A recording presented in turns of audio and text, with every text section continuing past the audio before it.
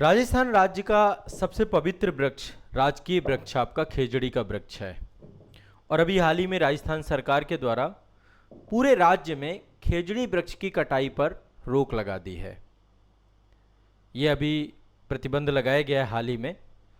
और ये निर्णय जो है, देखिए मेरा मानना यह है कि वृक्ष तो कभी काटे ही नहीं जाने चाहिए, वृक्षों को काटना ही नहीं चाहिए। अभी हाल ही में राजस्थान के संदर्भ में आप सभी जानते हैं, जो हमारे राजस्थान का बिश्नोई समुदाय है वो पशु और वृक्ष प्रेमी है। बहुत लंबा इतिहास है बिश्नोई समुदाय का। मैं एक सेशन अलग से आपको लूँगा कि किस तरीके से पर्यावरण संरक्षण की दिशा में बिश्नोई समाज ने काम किया है। सैल्यूट है और पूरे भारत को सीखना चाहिए बिश्नोई समुदाय से कि कैसे पशुओं से प्रेम किया जाता है, वृक्षों से प्रेम किया जाता है।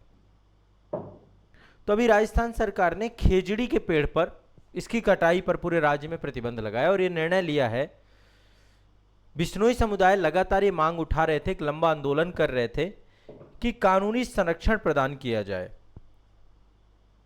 कानूनी संरक्षण प्रदान किया जाए। और उसके बाद कानूनी संरक्षण को देने को लेकर के ही पूरा राज्यव्यापी प्रतिबंध ये लगाया गया है। राजस्व विभाग के सचिव के द्वारा सभी जिला कलेक्टरों को एक आधिकारिक आदेश जारी किया गया है कि खेजड़ी वृक्ष की कटाई पूरे राजस्थान में तब तक के लिए रोक लगा दी गई है जब तक उसके संरक्षण हेतु कोई व्यापक कानूनी ढांचा नहीं लागू हो जाता। बाकायदा इसके लिए कानून नियम है ना, पर्यावरण संरक्षण अधिनियम जो राजस्थान के इन्वायरमेंटल लॉ हैं वहाँ पर भी इसको प्रॉपर प्रतिबंधित किया जाएगा। तो एक सामुदायिक आंदोलन हुआ था आपका बीकानेर और अन्य मरुस्थलीय जिले जितने भी हैं, 11 दिवसीय खेजड़ी बचाओ आंदोलन चलाया गया आपका। और बिश्नोई समुदाय के सदस्यों ने और पर्यावरण के बहुत सारे कार्यकर्ताओं ने नारेबाजी की, रैलियां निकाली, अनशन किए, आमरण अनशन। देखिए एक वृक्ष को बचाने के लिए भी आमरण अनशन कहीं हो सकता है ना, तो राजस्थान में हो सकता है। ये उदाहरण इतना बड़ा है कि पूरे भारतवर्ष को सीखना चाहिए इससे। ये देश की जो आज के टाइम पे आप देख रहे हैं ना हीट वेव की स्थिति क्या है ना, पूरे उत्तर प्रदेश में बुंदेलखंड जल रहा है। राजस्थान पूरा मरुस्थलीय क्षेत्र है और वहाँ पे खेजड़ी वृक्ष ही है जो राजस्थान के इकोसिस्टम को पूरी तरीके से बना के रखता है। तो बिश्नोई समुदाय का बहुत बड़ा योगदान है यहाँ पर। राज्य सरकार ने आश्वासन दिया है कि राज्य विधानसभा में जो आगामी बजट सत्र आएगा वहाँ पर वन वृक्ष संरक्षण कानून लेकर आएंगे, वो ट्री प्रोटेक्शन लॉ लेकर के आएंगे, जिसमें खेजड़ी को वो पूरी तरीके से यहाँ पर संरक्षित करेंगे उस अधिनियम के तहत।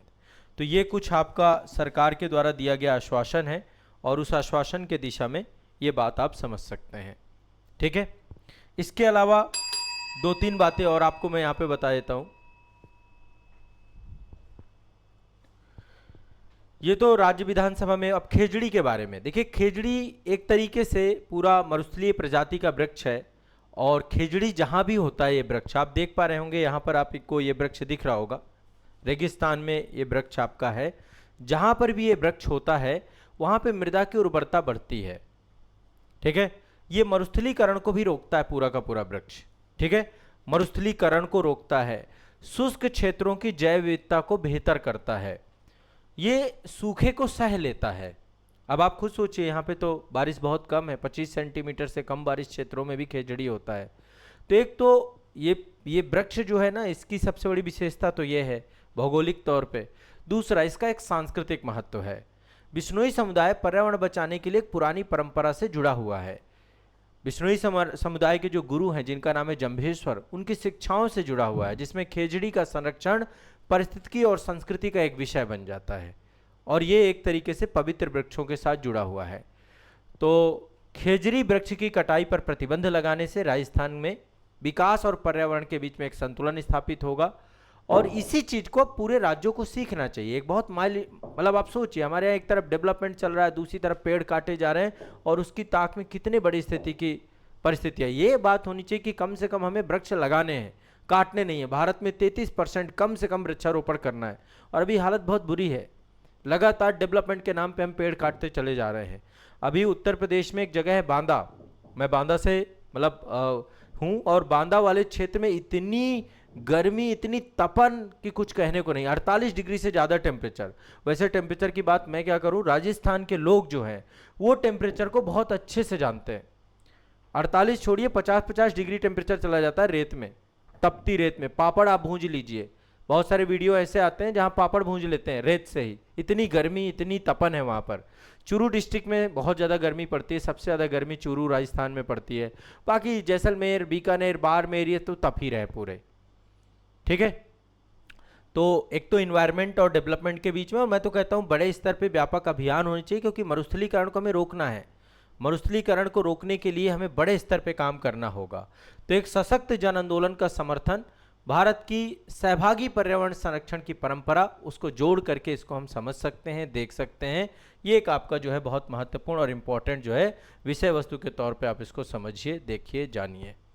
ठीक है, बिश्नोई समुदाय से जुड़ा हुआ ये पूरा का पूरा मामला, और पूरे अब ये इसका लाभ किसको मिलेगा? पूरे राजस्थान को लाभ मिलेगा, और ये परंपरा सबको सीखनी चाहिए। इस आधार पे आप इसको समझ सकते हैं। ठीक है, चलिए।